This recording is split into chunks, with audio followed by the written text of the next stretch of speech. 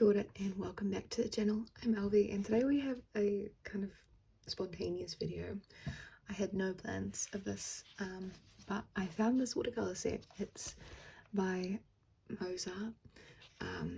It was £5 from the op shop and I decided to buy it. It's not for me necessarily, but it's for some kids at the place I work at because I want them to get into art, and they're using my other paints at the moment, but it's quite hard because those paints work differently from how watercolours usually do. For like kids are very heavy handed, so they'll not quite using it the way it's intended. So I thought, well, I saw this and I was like, you know what, this could be it. This could be a set I keep in my bag. And if they want to try painting, they can use this. So I haven't used this before. The tin's a bit wobbly. And so this video isn't necessarily about how good these are, but it's more about, are they accessible? Would they work for the kids that I'm wanting to use them, you know? It comes with 24 colours and a brush is included, which is nice. This is information on the back. It looks like it hasn't been used, which is interesting. I wonder why it was donated. Now we've got a list of the colours here, which I didn't know about, so my swatches don't have the colours on them, but that's okay. They're kind of typical kind of names anyway. And then we've got another one, which, yeah, interesting. So this is the palette itself. I've seen this kind of model before online and stuff when I was looking at watercolour sets. It's so funny that it's just a wobbly set. It has a smell to it, but it's like not that crazy.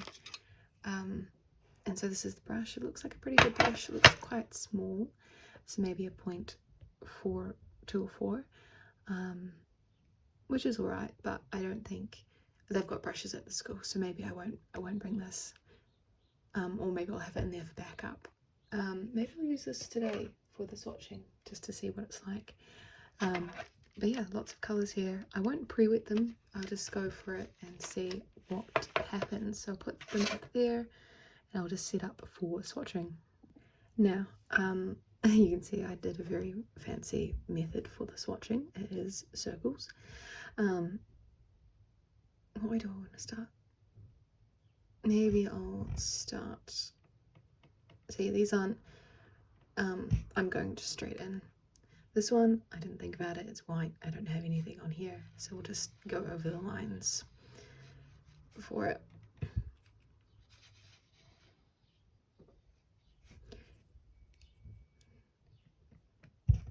But, I mean, I'm using a bit of water and they're picking up straight away, which is nice. Like, I'm pleasantly surprised by that. I didn't know if I'd have to, like, dig at them or not. So I think that's a really good sign that I don't have to do that. I can just pick them up straight away with a little bit of water. They do have paints at the place I'm at the moment, but they're very hard to use. I'd say like a kid won't notice that as much, but sometimes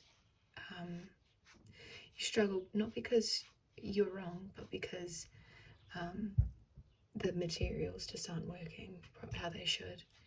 And I feel like having this will bring a bit of excitement as well, hopefully. And yeah, it doesn't matter if these run out or anything, they're just literally just for other people to use rather than myself. The paint, it looks like there's heaps of paint, which is good. It means it will go a long way. And this paper is 100% cotton. It's the Rooster brand, as I like to call it. And it's been really nice. It's got deckled edges, so that means the edges are textured. And I think that's quite a nice, it's very nice for a change, and to try it. Oh, going straight into green. Very weird. But also, because there are so many colours in this set, it means that kids don't have to worry about mixing up colours or asking me for help to mix like a brown or anything. They can just, the colours are already here, which is really good when you're at a young age and you just want to muck around. You don't want to like worry about the technique or anything. You just want to have fun, and that's hopefully what this set will bring to a lot of kids. Got another blue. So far it's like a pretty decent range of colours, which I'm very stoked about. Like, I know what colours they were kind of missing in the set that I was using with them before, so I'm glad that this seems to fill those gaps. Like, it has a brown, it has a purple, so it's really nice. Oh, I quite like this colour. It's kind of like a very deep ultramarine, like the dwarf blue. I don't know if that's the right colour. Got purple. Going on to some interesting colours. I don't know what these. Oh, is this like a? Oh, that's very pretty. It's like a lilac. So yeah, got grey. They'll be thrilled about this.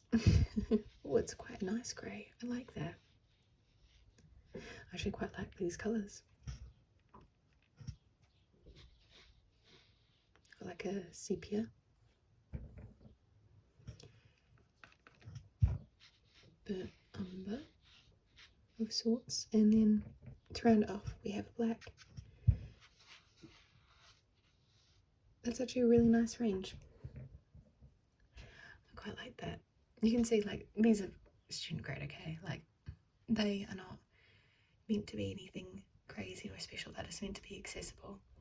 And you can see like, oh, me throwing my brush, you can see, but up here, maybe if I bring it a bit closer, you can kind of see the like fill. I think it could be filler, it could be pigment or something kind of separating out, and that's not like a granulation separation, it's more of like the quality of the paint separation. You see that a lot in like very low grade paint, and like for me, I probably wouldn't use this for often because of stuff like that. It's unpredictable in some ways, but for like for a young kid, it's fine, you know. Okay, next we're gonna do a painting together. I've got this one of some goats, which I thought was quite cute, and so I thought we'd do a painting of that together. And go straight in. I need to pull up my image of it. It's just recently I've volunteered to, oh no, wait, I'll reorganize. Okay, I realized I didn't have a mixing space available. That was the other thing about this container that surprised me. It comes with a nice mixing area. So I know the kids probably won't use it, but for me, it's great. But I was saying about the goats, the story behind it is that I volunteer at the moment with these goats. They're very funny guys, very much have their own agenda, very chaotic creatures, but they're a lot of fun. So they keep me entertained, keep me busy. But I took this photo is the most recent one I have of them, and I thought it'd be fun to try paint them. And at the end of the month will be my last day with them because they're moving a little bit too far for me. But they're very cute.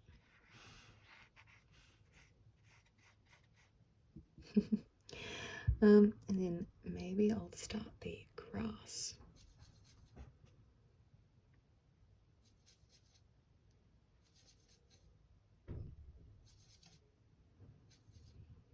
I think that's alright. I just added a bit of red to kind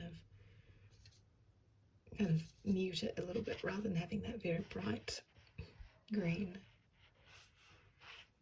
And doing a very light layer because I can always build up the colour, but if I do it too dark to start off with, it's very hard to like bring it back down into a more subtle green if I wanted to. So yeah, start off gentle with the colour intensity.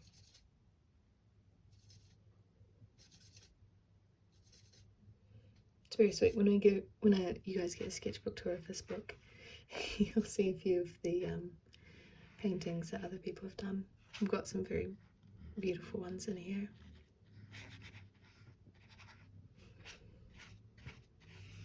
But no, this book, yeah, I quite enjoy the paper of it. And the format's nice for a change. So, can't complain.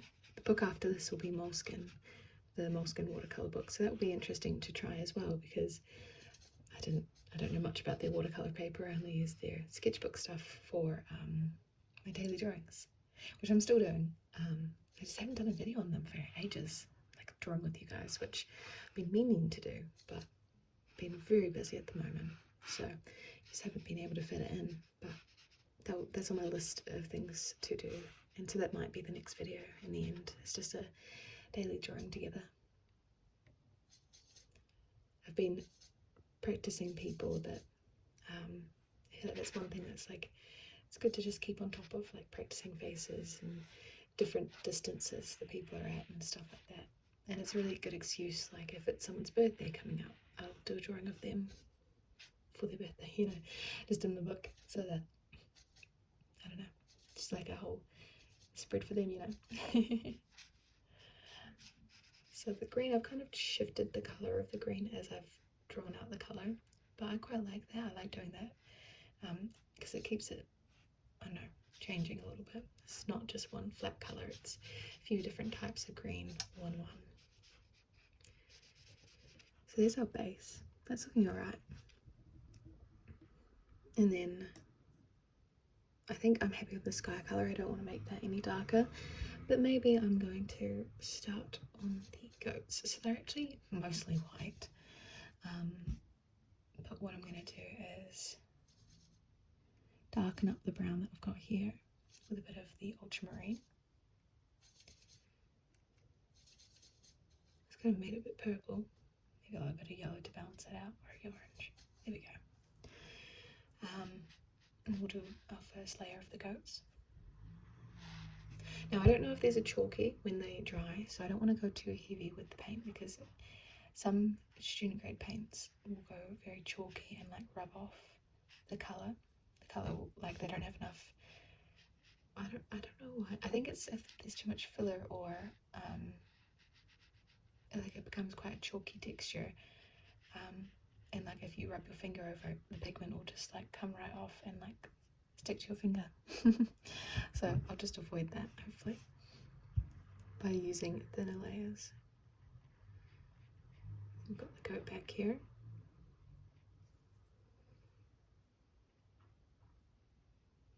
There you go. And because I'm using quite soft like layers, not too much water, the layers dry faster as well. Now I'm going to do the goat. I'm going to use a bit of this grey because I quite like it. It looked really pretty in the swatch. Though it is a bit brown, so I have to balance it with a bit of blue. Maybe not that much blue. There we go. So I'm going to just do a very soft layer of that over the goat. I think I can just put it over the entire goat, and then next layer I'll make it a bit darker, leaving little spots of white, because I don't mind having a bit of the white of the paper showing through as well. This one go. And then this one I didn't add any blue to, but that's okay. And two go. So it's coming together slowly. Now I'm going to use a bit of the black to darken the brown that I've got still on here. Kind of add a bit of shadow onto the goat slowly.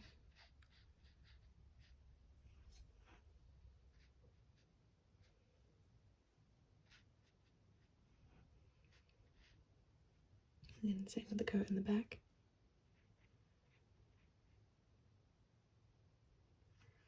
There we go. And as though the goats are drying, I'll start making up a green for the grass. Oh no, what is that? Bit of that orange.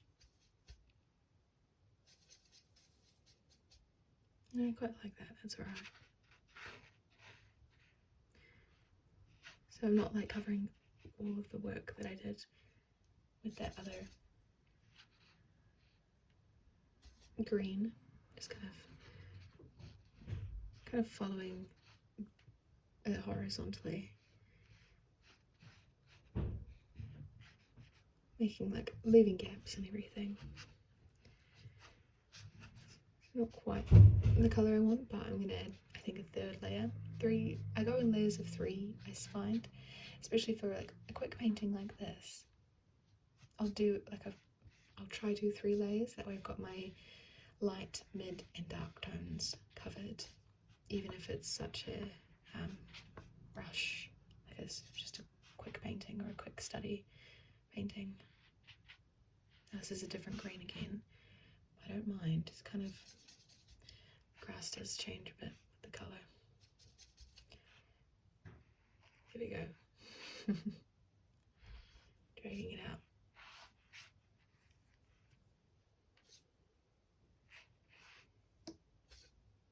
Bring it down a bit around the tail.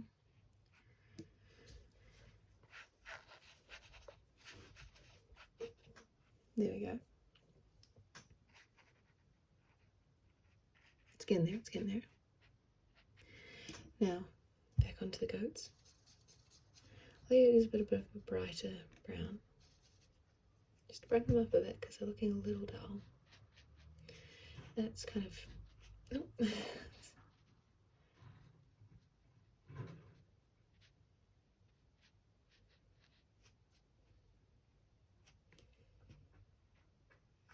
There we go. And now we're moving on to adding some shadows to the goats. So I'm going to grab a bit of black into the brown, a bit of ultramarine. I think it was ultramarine, I'm not sure. And so it's quite dark, so I'm just adding a lot of water, and we'll see how that is. So that's actually alright. I'm just spreading it out with the water that's still on my brush, grabbing a little bit at a time. Kind of adding some shadows here and there. Add a bit to the horns. Some around. I want the goat to look grey. I mean, I don't really mind. And then same with the goat back here. A bit of grey for the shadows.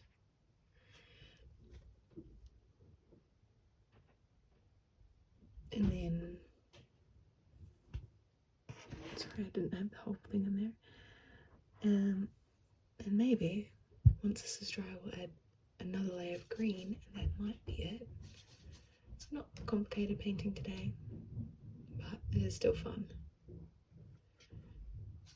And yeah, I can get a feel for the paints now, which is nice because it means when I let the kids use it, I know what they're using. I can help them, and like I know it will be accessible for them. Like this is something they'll be able to use and figure out and hopefully not get frustrated by. So that's really exciting. And yeah, hopefully they enjoy it.